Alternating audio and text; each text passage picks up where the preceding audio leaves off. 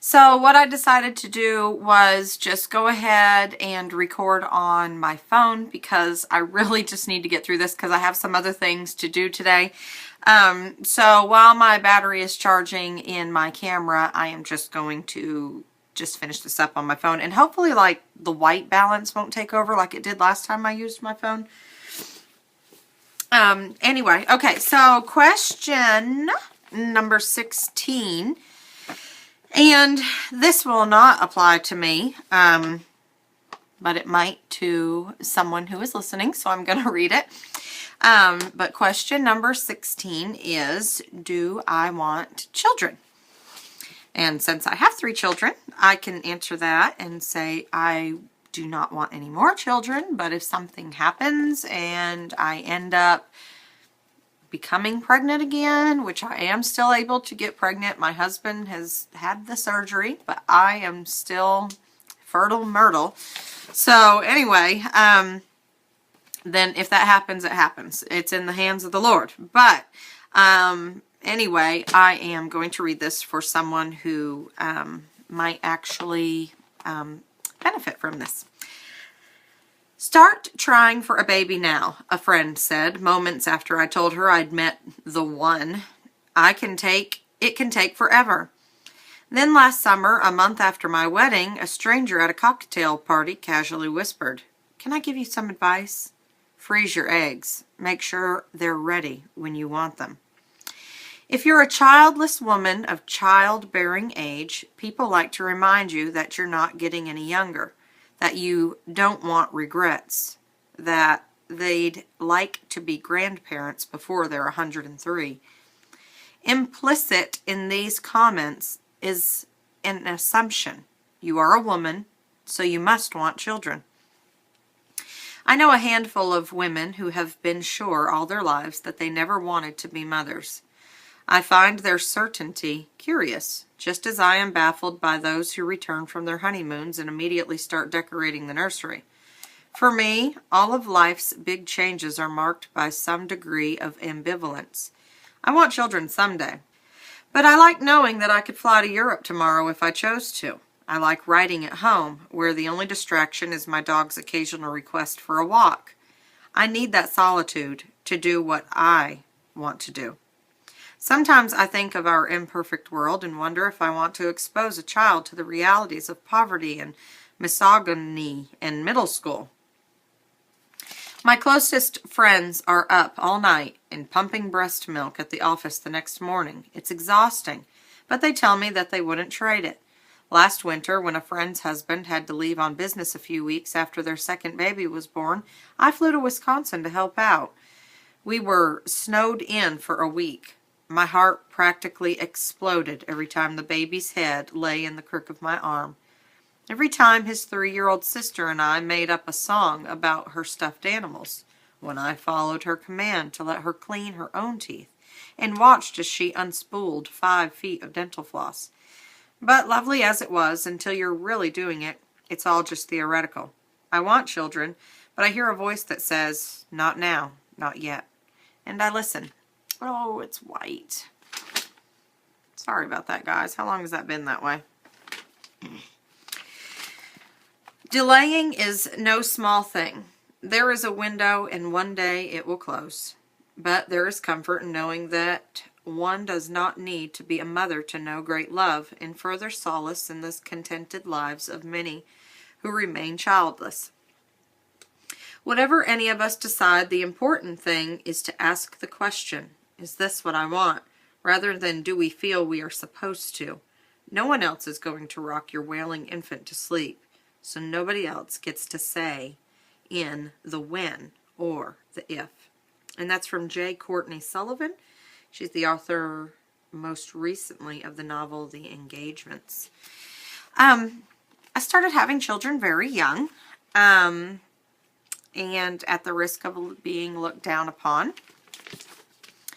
I was young and wild and crazy, and I was a rebellious teenager, and I became pregnant at 17 years old with my daughter.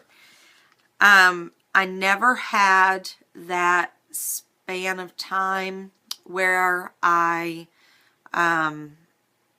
had time to mature for myself, to figure out what I wanted for myself, for my life. Because I am still raising that child along with 2 others, I have not had time to pursue my dreams, and therefore have never gone to college. I finished high school, and that was it. College is in my mind for the future, but right now my job is to take care of my children and to make sure that, if at all possible, they do not make the mistakes that I did. And for myself, now that I am older, I wish that I would have waited, that I would have given myself that time to sort my life out.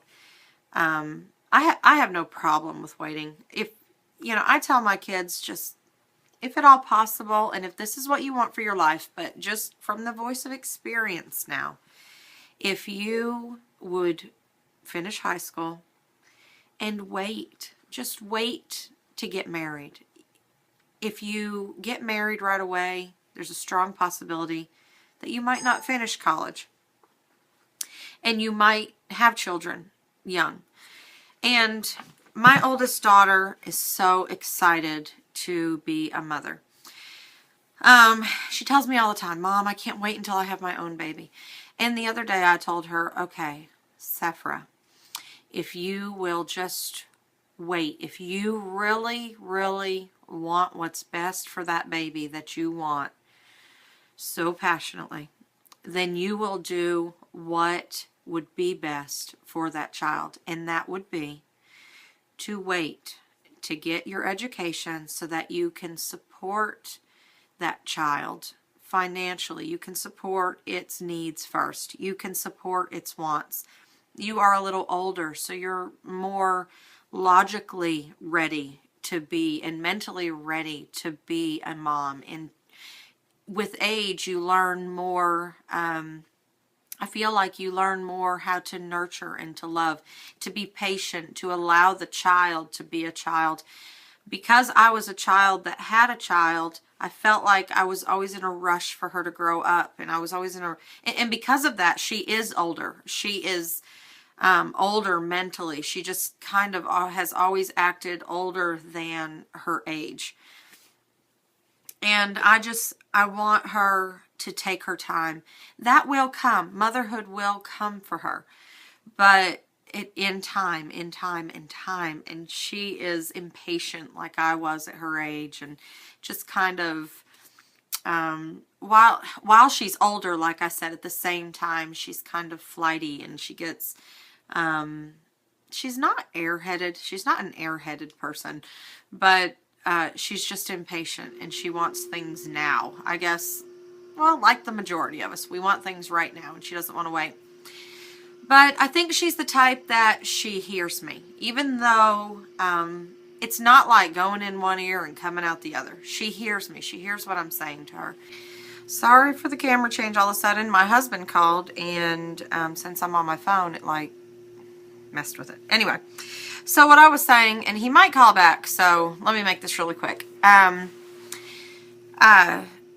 She hears what I'm saying. I just hope that she applies what she's hearing to her life. But she's getting better. She's growing up. She's getting better. She will be 17 this year. So here I am talking about expecting her to make kind of like adult decisions. And you see what I'm saying? I'm still expecting it. It's something that I've never really changed with. I don't know. So I just keep reminding myself things, like it's her age. It's her age. She's gonna turn out okay. But I'm just a mom. I'm just worrying. I don't want her to make those same mistakes that I did. So anyway, that was just, I don't know. Half the time I don't even know if I'm making sense when I talk to you guys. So I'm going to go on to number 17, and I'm going to do 17 and 18 together because they are short, but my husband, our call got disconnected. I think he's driving through the mountains, so I'm just going to give it a few minutes. So I will see you guys in a few minutes, and I'll go ahead and link these here so that you can click on them if you would like to. So I will see you in the next video.